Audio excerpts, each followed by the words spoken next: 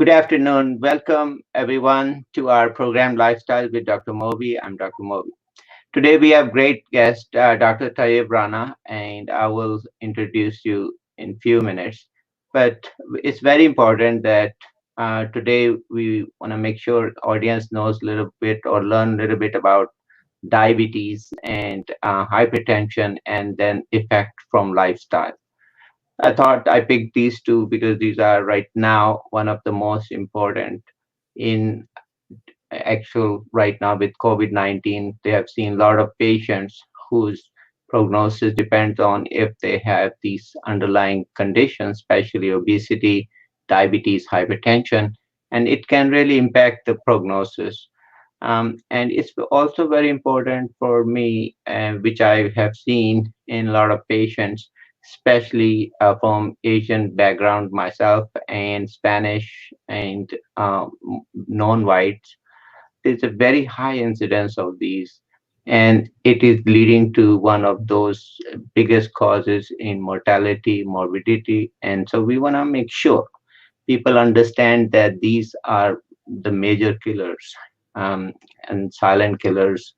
So it's very important that we focus on that. To give example, right now, 10.5% of U.S. population, by one estimate, has diabetes, and 10.2 is diagnosed. So this 0.3% still undiagnosed. And for hypertension, it's about 29%. And so those are very high figures. So with these in mind, we welcome our guest, Dr. Rana. Thank you for taking time. Tell us about yourself. Dr. Mubashir, thank you for having me on. I appreciate it. My name is Dr. Tayyab Rana. I practice in the state of Virginia, in the DC, Maryland, Virginia area. I was born and raised here in the United States, son of Pakistani parents, actually son of a Pakistani physician who was an internist and nephrologist.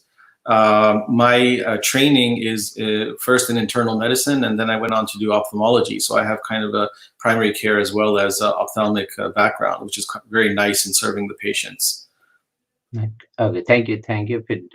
So tell us a little bit about what's your experience, especially in reference to our population, that people are not educated or they are not taking care of their health in terms of your diabetes, hypertension, and obesity. You know, it's interesting. On the one hand, from an ophthalmic standpoint, when we look at diabetic patients in a clinical setting, the incidence of diabetic retinopathy from diabetes has decreased tremendously over the years. And I think that's been due to greater dissemination of information on how to manage diabetes and just better management tools following the A1C level, for example. Even a significant number of patients now know what that means, whereas a decade ago, that wasn't really familiar. However, in our community in general, there still tends to be lack of knowledge and lack of education in the particular incidence and the presentation of diabetic disease. For example, a lot of our patients don't know what an A1C level is. And they often don't even know the medicines that they're on, the mechanism of action. They just say that, doctor gave me this medicine and I take it, and I don't really follow my sugars unless I go back into the office. So even though diabetes is always on the rise, but the incidence of diabetic retinopathy is less than it used to be a decade ago. In our particular population, we still see it. And I think it's because of the lack of education, and therefore translates into the lack of tight control. Okay, yeah. And so one of the other important thing is, which I'm focusing and making sure with my program and also elsewhere, is education. So a lot of data actually is about hypertension and other disease. It's mostly based on research on whites and some on other population. So especially Asians, us, we have a little different in terms of numbers, which are really not studied.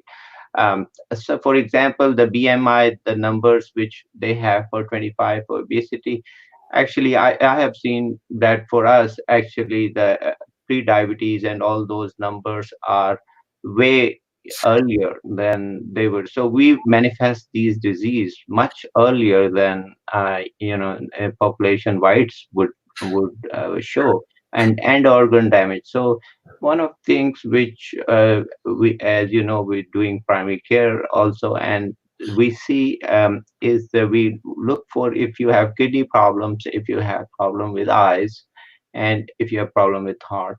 So one of the important thing is about eyes. People don't know that you can really tell a lot about somebody's blood vessels and the condition they have by just looking at the eyes. I get many times a referral from eye doctor. He has already changes in his eyes about blood pressure being high, and his blood pressure might be a little bit high when this. So tell us a little bit about that asymptomatic patients, which you see sometime with eye symptoms.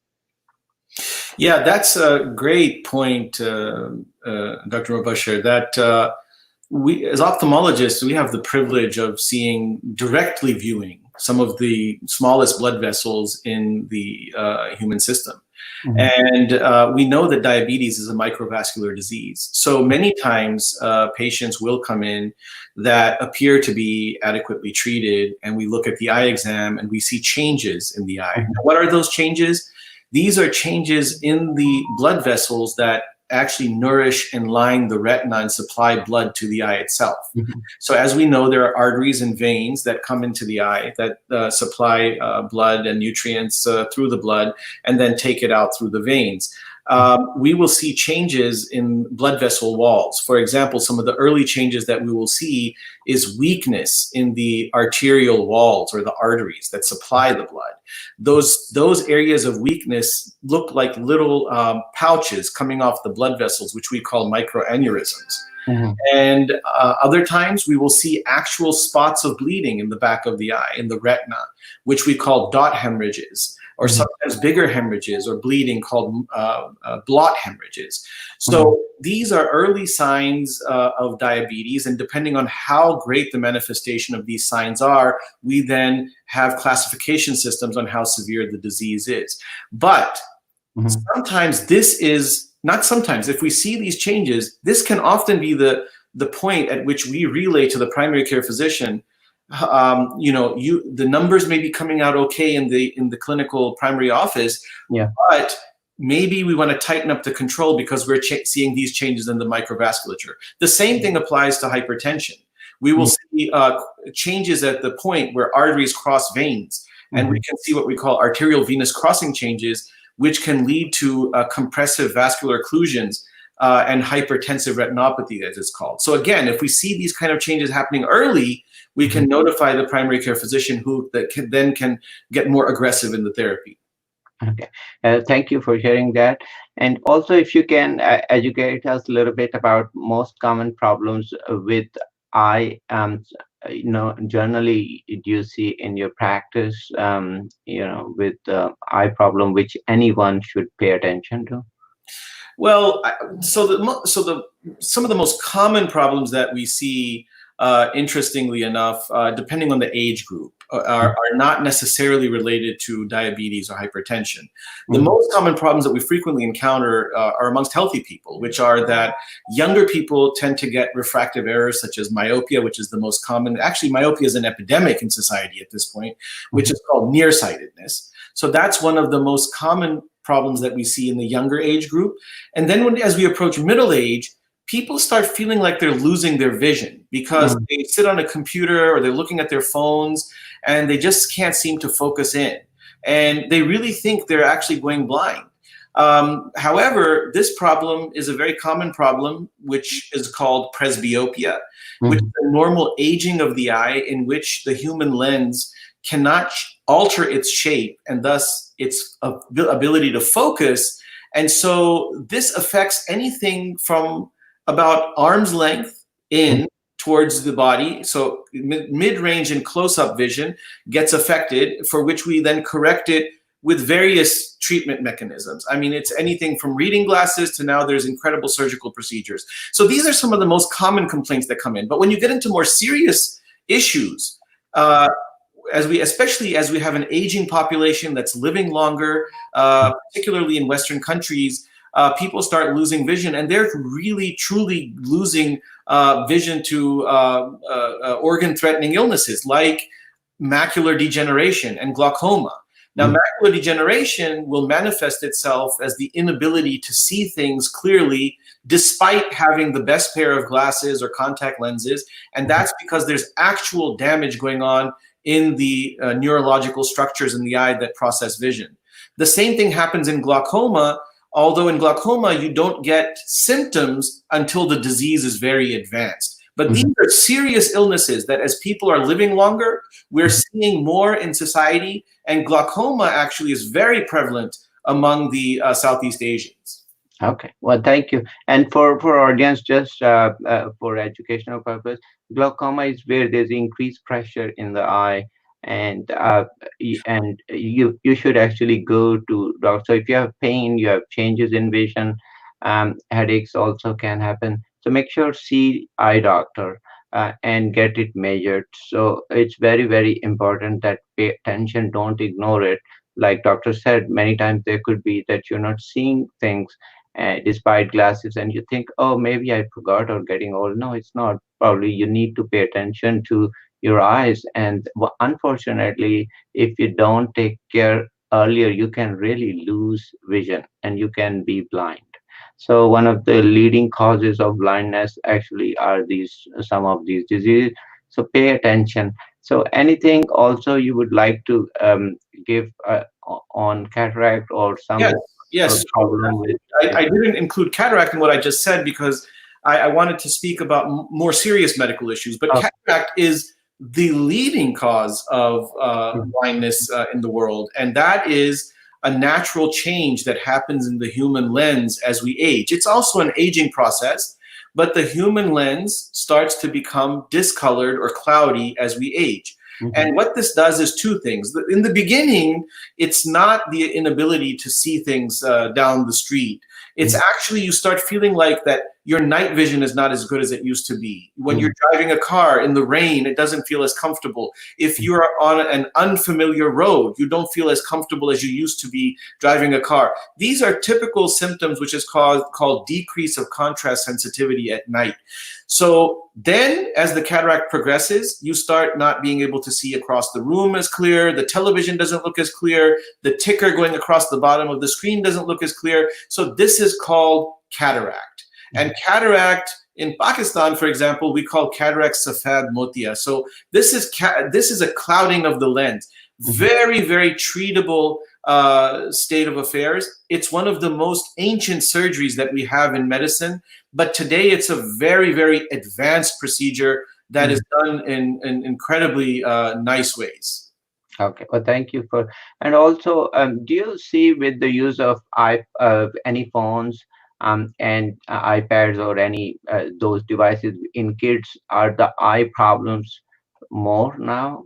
Yeah, that's another great point, Dr. Mubashir. So what happens, as I said, we have an epidemic of myopia or nearsightedness. Now, when I say nearsightedness, it confuses the common person because nearsightedness, you tend to think that it means that you can see up close but not far away. Well, the fact is you can see far away, but you need glasses or contact lenses or some other treatment to be able to see because the light doesn't focus where it's supposed to on the retina for far away vision. For close-up vision, it's okay. Now, why are we seeing this great advance in the population that needs glasses at very young age in children? You often see on TV, you'll see pictures, for example, especially during holiday seasons, of these poor children in Africa, for example, who are living in villages, and you don't see any of them wearing glasses the way you see in more developed countries.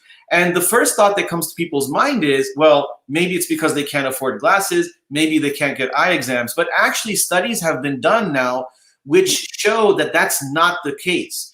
These kids actually have excellent vision. And so research is going into this, and the current prevailing theory is that Western or more developed countries and societies, children are spending more time indoors. They're not getting the sunlight between the ages of infancy and let's say 5 to 6 years of age. They're on video games, they're on tablets, they're on TVs. And in general, kids don't go out in their neighborhoods and play the way they used to when we were kids. And so the prevailing theory right now in myopia or nearsightedness is that we're not getting something about sunlight exposure and being outdoors at a young age is critical to good visual health. And if you don't get that, your chances of having nearsightedness and going into glasses at a very young age goes quite high, even if there was no family history. Okay, well, I did myself didn't know that. So thank you for sharing all that. Also, if with the current COVID-19 going on, what are you seeing any more signs with eye problems or any more signs of that? So initially, when COVID presented itself, for example, in the United States, and actually, let's go back before that in China, we all know the story of the ophthalmologist who first reported these cases and was not listened to by the Chinese government. But eventually, the government did listen, and they did admit the fact that this was a very, very terrible novel virus. But what the ophthalmologist was not seeing was eye symptoms. Because ophthalmologists tend to come so close in their encounters with their patients, he was noticing increasing respiratory issues in these patients. So nevertheless, the feeling was that in some of these patients, there may have been an incidence of red eyes, or what we call pink eye or conjunctivitis associated with this novel coronavirus. And in fact, when it hit the shores of the United States, there was a news report that came out that's saying that the nursing home in the Seattle area, where many, many people got affected and actually died from coronavirus, that they had initial presentation of red eyes. However, when you go back and retrospectively look at those studies, there's no proof that conjunctivitis or pink eye is a prevailing symptom in COVID-19 disease. Yes, you can get conjunctivitis associated with any viral infection, including novel coronavirus, but it's not common. In other words, when we see these patients, it's not the eye disease that is the prevailing issue. We're still trying to understand that what is the viral load in the tear film or in conjunctival or eye tissue, but that's an ongoing study, still no conclusive data. Okay, so is there a higher incidence of conjunctivitis or red eye with COVID or no? Not in thus far. We have not proven that there's any higher incidence than there is, let's say, in the common cold or sinusitis or even influenza for that matter. Okay, thank you, appreciate. Also, tell us about, I know you are very much involved with Appna, so tell us a little bit about what Appna does for community here. Yes, absolutely. So I'm the task force chair for COVID-19 for Appna DMV, and COVID-19 is a health crisis, actually crisis in general, that none of us have seen as a collective adversity in our lifetimes. All of us have gone through hardships in our personal lives, but to face this as a human species, it's not every day that we get a pandemic. So it's crises like this in which people have to rise to the occasion and really play their part in battling the crisis to get society out of it. And we at Appna DMV felt very early on, as the crisis was hitting our shores, that we as Pakistani descent physicians here in the United States must rise to the occasion above and beyond the average society and do something to battle this disease and help our fellow colleagues and friends who are on the front lines of this illness. So we took a multi-pronged approach to how we were going to help. First of all, we had to protect our frontline personnel. So what we did is we got involved on the central level, on the national level, and our national COVID task force team developed a PPE program where we would procure vendors and we would supply masks, gowns, and shields of the highest quality to protect our frontline healthcare workers. So we got heavily involved in that project. And we have, as of this show right now, we are presently handing out a couple of thousand PPEs to 4 local hospitals in the area and multiple individual physician practices that are in the need. The second thing that we did is we provided educational seminars, much like this great work that you're doing. We provided seminars about the coronavirus. We provided seminars on how the virus was hitting medical practice. And we even got into some of the financial downside of the virus and how we can deal with this as a society. Then third, we started to help the non-medical society. As the economics was going down, the need for meals, just basic nutrition, was going up. As you may have heard, food pantries are really stretched very thin because they cannot meet the demand of people. And these are not just low-income families, middle-class families are suffering from this. So what Appna DMV did is we gathered significant funding with the generosity of our membership in the outlying community. And we have been doing food distribution in which we provide excellent staple foods, not just canned foods, but also meat and eggs and butter and milk. In addition to cereals and pasta and what have not, we've been providing 1 week worth of groceries to the general public on Sunday afternoons in coordination with an Islamic center in our area. The food is distributed to people of all faiths. It is not limited to Pakistanis or Muslims. It's distributed to everyone. And so that's been a very, very successful endeavor. And then finally, we have been participating in the International and National Food Pantry Program, in which we distribute staple foods through the Islamic Circle of North America here in the United States and in Pakistan. Well, thank you. And, so I think community really appreciates how much, everybody is pitching in, whatever level we have. We are on the front line. Yes, we are taking the most.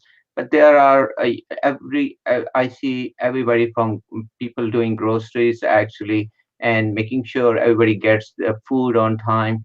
Everybody is putting their best. And we have to really appreciate everyone in this effort together.